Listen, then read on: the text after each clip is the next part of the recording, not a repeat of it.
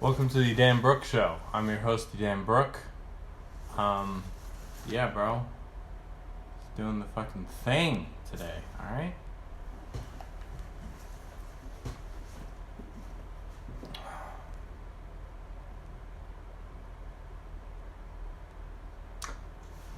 My dad's also going live right now. You're on Brook.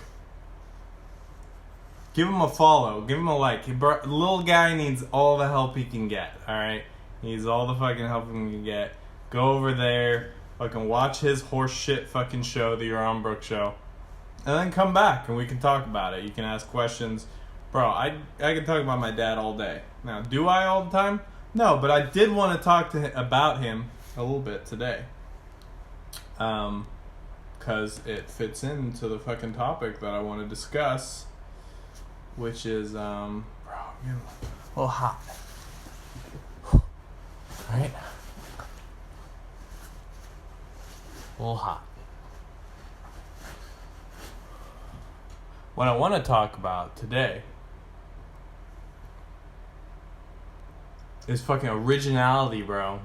Originality. Is originality even fucking real? Is it worth anything? Is it a thing? Blah, blah, blah. Is anything original, bro? I'll tell you one thing that's original. The past is original. That's right. Now, as a future person, trying to be original is basically like a fucking trap. Especially for a guy like me, but I'm just getting on that train early. That originality is a trap. And that there is no fucking originality, bro.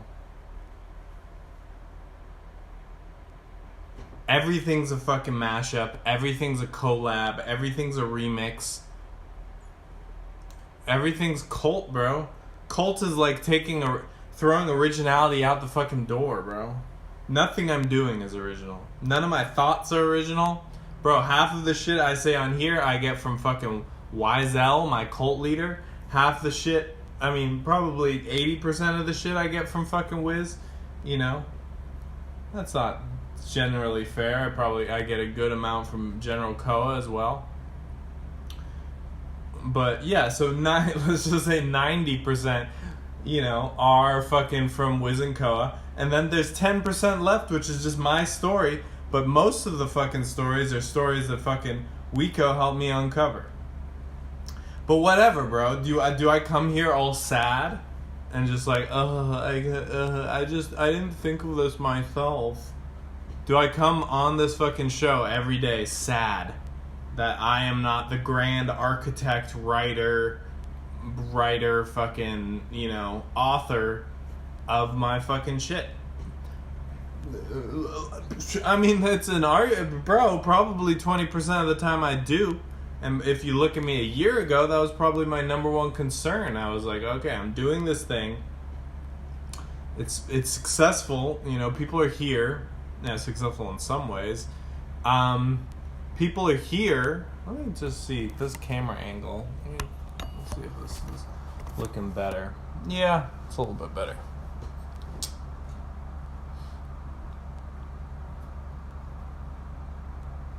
Diamond hands, bro. I don't have fucking diamond hands, bro. I have uranium hands.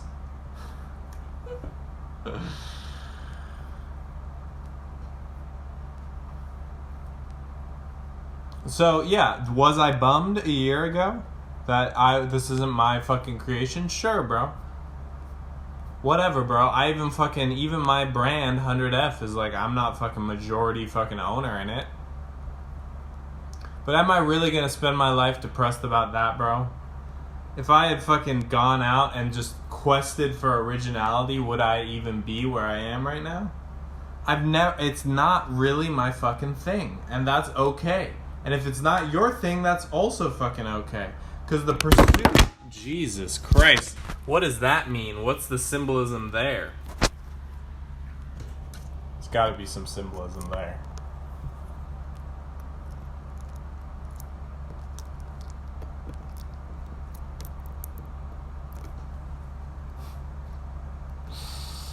So,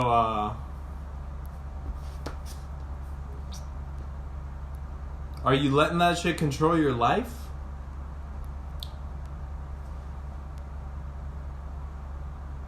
It doesn't, I don't know. I'm just saying, bro, I've never fucking done anything original. What? Joining a cult?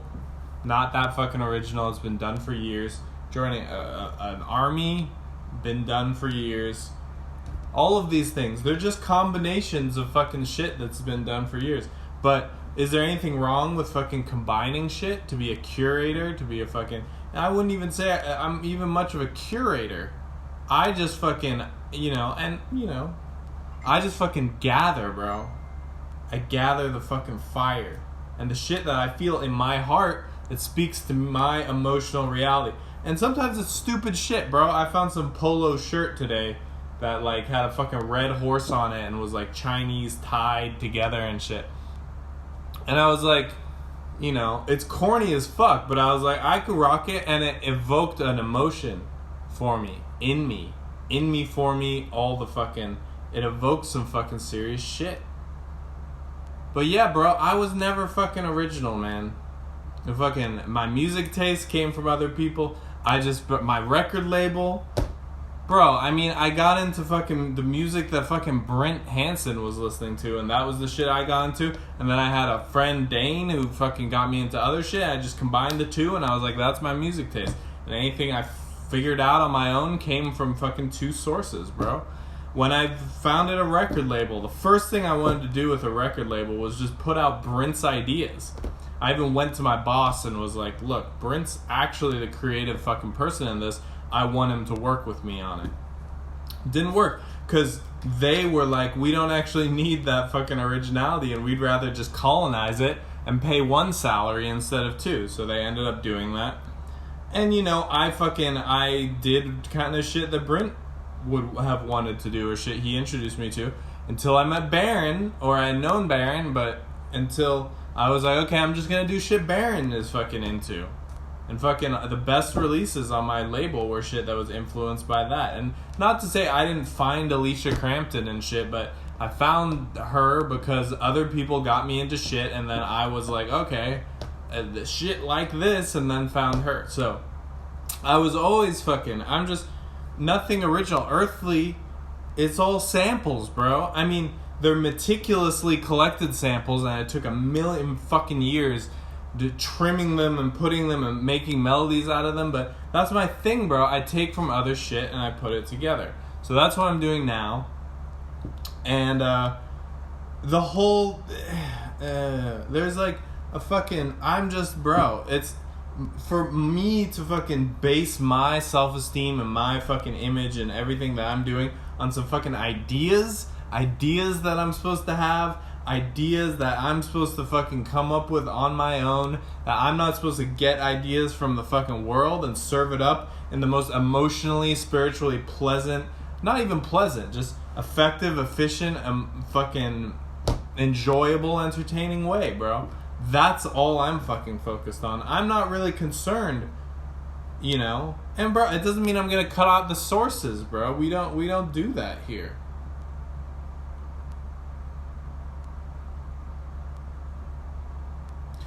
Yeah, but there's no point in me beating myself up, because I could do that forever. I could beat myself up about not being smart enough, not being creative enough. But is that really why fucking people like me? Do they like me for my creativity? Bro, I can be around creative people and fucking amplify that shit really fucking well. All my male relationships. One of the reasons why I always fucking colonized good boys. My best friend was always a good boy, because they had more ideas, they had more fucking inspiration, and I was the vibe guy. I could fucking make any fucking situation a vibe. When they were freaking out, I could bring it down to a vibe. When they were depressed, I could bring it the vibe. They didn't really get that depressed, bro. I wasn't friends with many depressed people. I was the depressed one. Because I was like, that's my territory. The emotion, the presence, all of that is my territory. But I would fucking get so upset. I would beat myself up about shit, bro. I would always be like, Brent would, I would hang out with him and he'd come to me with like a billion new things. I've been researching this and researching that. Did you know about this? Did you know about that? And blah, blah, blah. And I would kind of fucking hate myself. Because I was like, bro, he knows so much, and he spends so much of his time like bettering his intellect, which I didn't really do. I went to work, I went home, I made music, I fucked my girlfriend, I didn't spend that much time fucking diving on Wikipedia. Now, it's not like diving on fucking Wikipedia is original, and now I probably do a little bit more of that fucking self-discovery shit, because I've recognized how to take it and transfer it into something fucking more powerful, bro. And right now, that's why I'm so fucking throttled. And that's why the people who are in the emotional and spiritual territory are completely fucking throttled. Me, fucking Wiz and Koa are throttled.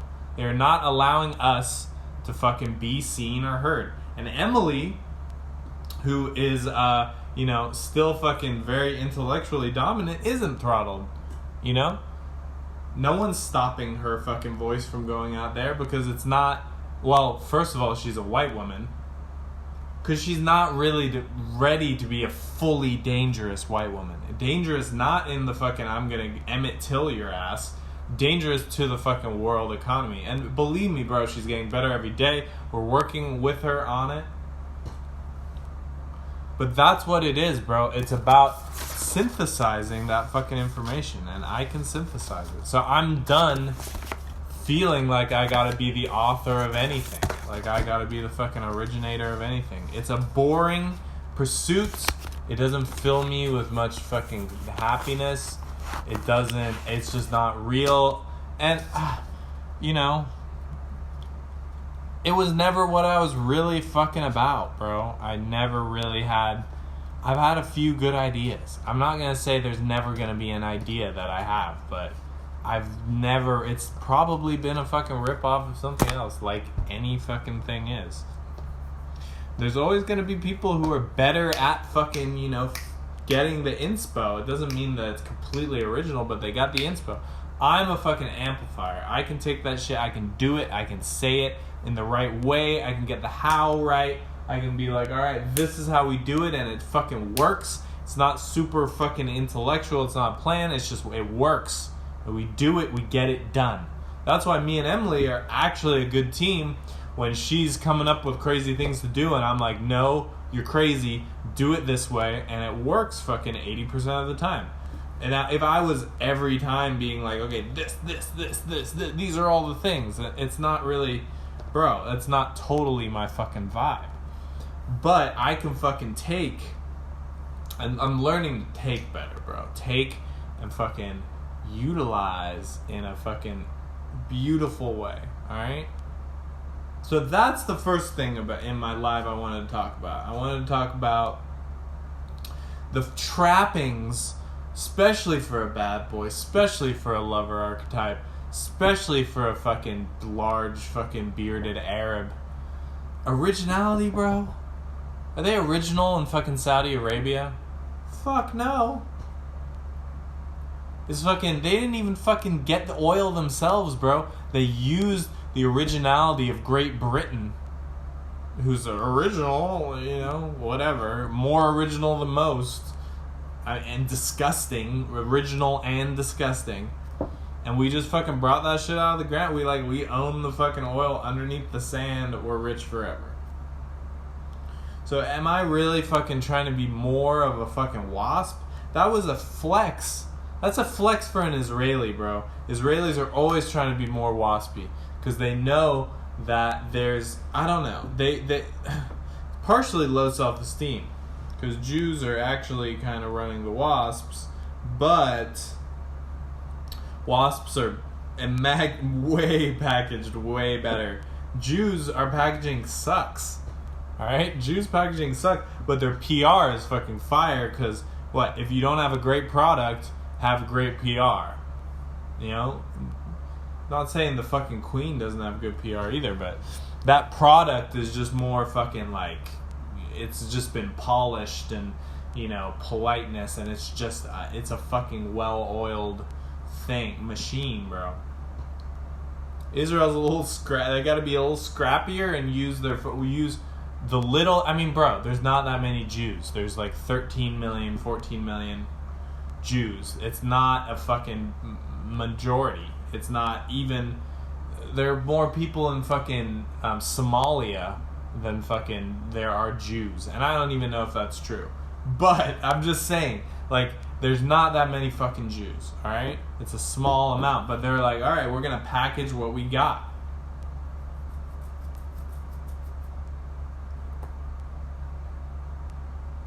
You know, and...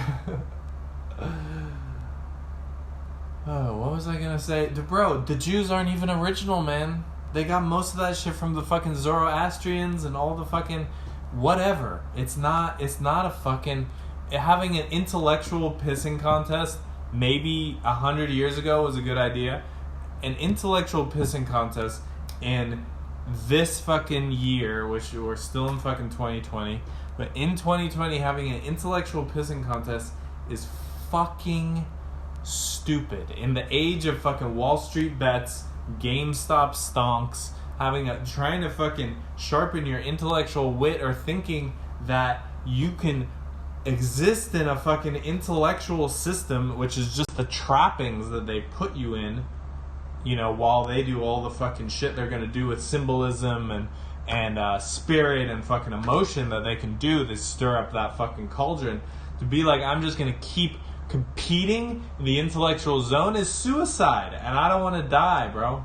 Not that I'm scared of death, because I'm not really, but I don't really want to die. I'd like to, like, get some of the perks of dying, because, like, I'm a person who's pretty fucking lazy. It doesn't like to do shit. Though it's confusing to me, because I actually do like to do shit, but I like not the moments before I have to do the shit. I got a whole racket around it, bro. Got a whole racket. Alright, so that's the first part, and it ties in nicely to the next shit. You think this live idea was even original? This was not even an original live idea. I got this shit from someone else. I got this shit from YSL, bro. I don't know. What can I say, man? I'm not a fucking original guy. And that's great. It works well. Second part of the live. Bro, I just want to say thank you. Well, first of all, I'd like to say thank you to my father, who is going live right now. So you can fucking pop in and pop right back. You're on Brooke show. But my dad shut me down. Now, he shut me down. He's unconsciously fucking shut me down from the biggest fucking... most rotten, fucking disgusting carrot ever, bro. Which was when, and I've told this story a million times, and I'll tell it again. In 1999, I was 7 years old.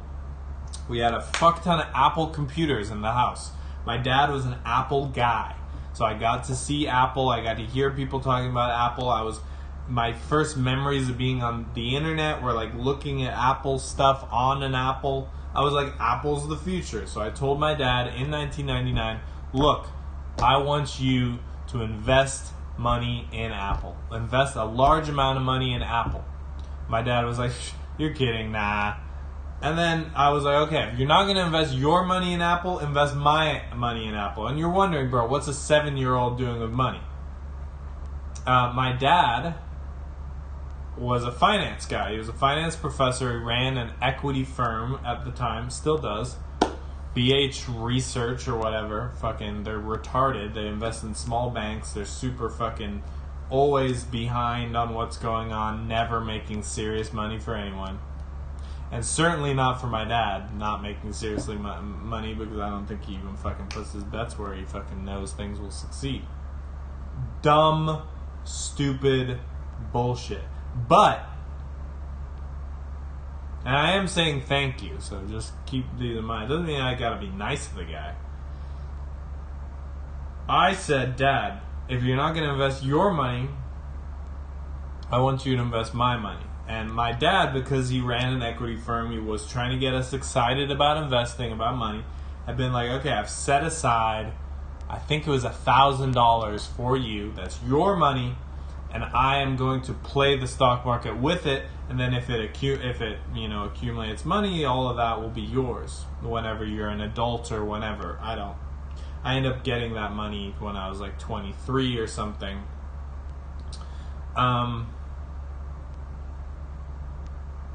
And he had it all riding in QQQ.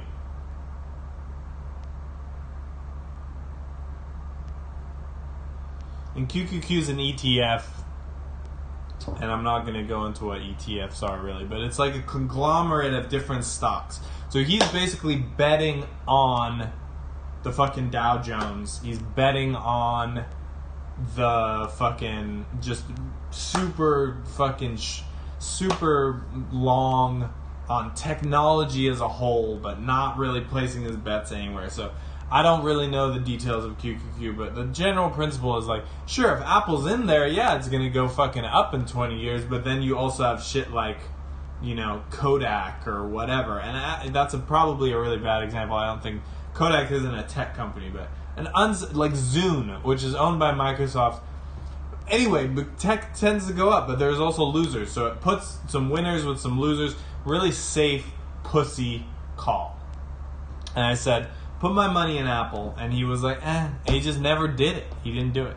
Now again, so in 1999, Apple was worth, I think Apple was worth 50 cents at that point. Now it's worth $125. I don't know. It might be worth more. It might be worth less. But I would have made 250 times what I put in. So that $1,000 I would have come out with $250,000 on 1,000 if we had just let it ride in there, and it would have gotten me excited about investing because I would have won. He said no, he didn't do it, so I didn't get excited about financial fucking investing. I didn't fucking chase that fucking dream. Figured out some other shit. Figured out I wanted to get into culture, wanted to get into fucking shit, and a lot in the short term, a lot of those things I was like, bro, like, you know, I was gonna be successful at whatever I really fucking tried. And though I never reached true success at even what I was trying, I did a pretty fucking good job. Like for an average fucking person for a person built in a Christ concept, built in a fucking Israeli lab, I did an okay job. Because there's high expectations when it comes to Christ concepts.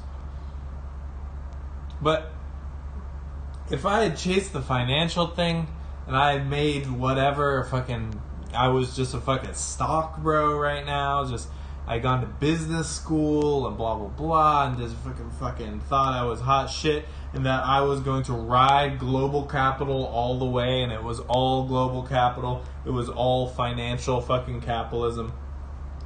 Probably would have never found social capitalism, and when this shit is taking off right now, I would be a naysayer who's like, no, just keep my money in the fucking Dow Jones, and I probably would have gambled it all away, and instead of being a fucking junkie who did it through the counterculture, I'd be a fucking junkie with no fucking culture who just lost so much money on the fucking Dow Jones that he has to go rob a guy in the street to get enough fucking junk to shoot up into his arm to like ease the fucking pain of being such a cuck.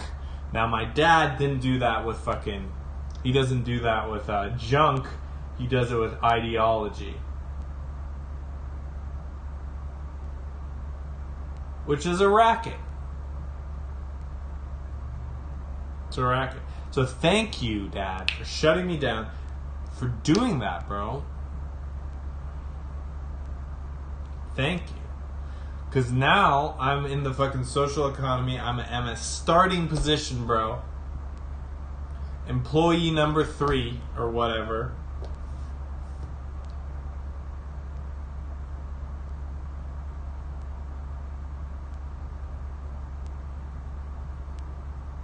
I'm in a really fucking candy apple position, bro. I'm in a candy apple position that I would not have been in. I would have been so distracted by some other shit that I would be pursuing instead. So the story that I always tell about how my dad didn't believe in me, by not believing in me, I had to create belief in myself. Alright? I would have been chasing originality, bro. I would have gotten it into my fucking head that I was a fucking originator and that I invested in Apple. I was smart at 7. I'm gonna fucking figure it out. Now, there were other things, bro. I mean, I could take it further and say thank you to my mom for fucking up my acting opportunity when I got a call back to be a child actor in Hollywood, and she was like, I don't want to have to drive him to auditions, which basically saved me from being raped. Thank you to my mom, but I've already done that. But it's more fucking, it's a little bit closer to home with daddy, with dad, bro, with my father, you know? It's a little bit fucking closer to home. It's a little bit harder to say. It's a little bit harder to stomach. It's a little bit harder to get out of my fucking system. To say it with no shame. Doesn't mean he's not a cuck. Doesn't mean I'm not going to make him change his last name to Cohen so he can be part of Cohenbrook. Doesn't mean I'm not going to make him get a fucking face tat that says 100F on it. And that he's going to have to wear a collar when he's around me and call me sir. These are all things that, yes, will probably happen. It doesn't change any of those things that I can thank him for the shit that he gave me. Even though my whole life I was like, fuck, that was the shit that fucked me up. That was the shit he gave me. Now, he did it unconsciously. But whatever, bro. I accept that. I accept that gift. That was a gift from my father. It was a gift of sending me on a path of non-fucking originality so I could find the fucking true... Find the fucking pearl of great price, bro. And I found it. And it's here. It's in this live. It's in a conversation with me. It's in the sound of my voice. It's in whatever I'm projecting. It's in my mood. It's in my vibe. It's in the fucking... It's just in... Bro. It's in the cards, bro. It's your life. Like a good boy now. I'm using my hands a lot. Like fucking Boom Boom Farrell, the claw.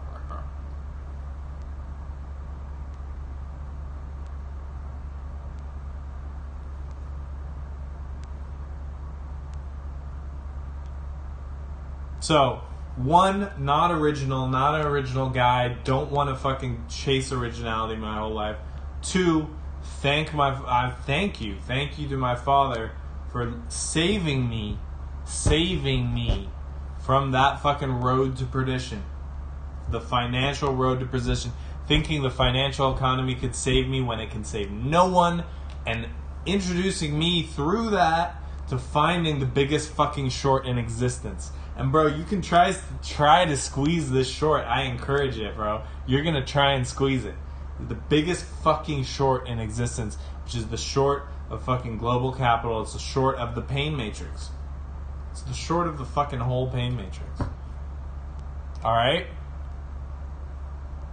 This is the Dan Brooks Show. It's been a pleasure. Cash.me/$washadall. PayPal.me/washadall. Make a wash. Let's get it fucking going, bro. I'm excited. You should be excited too.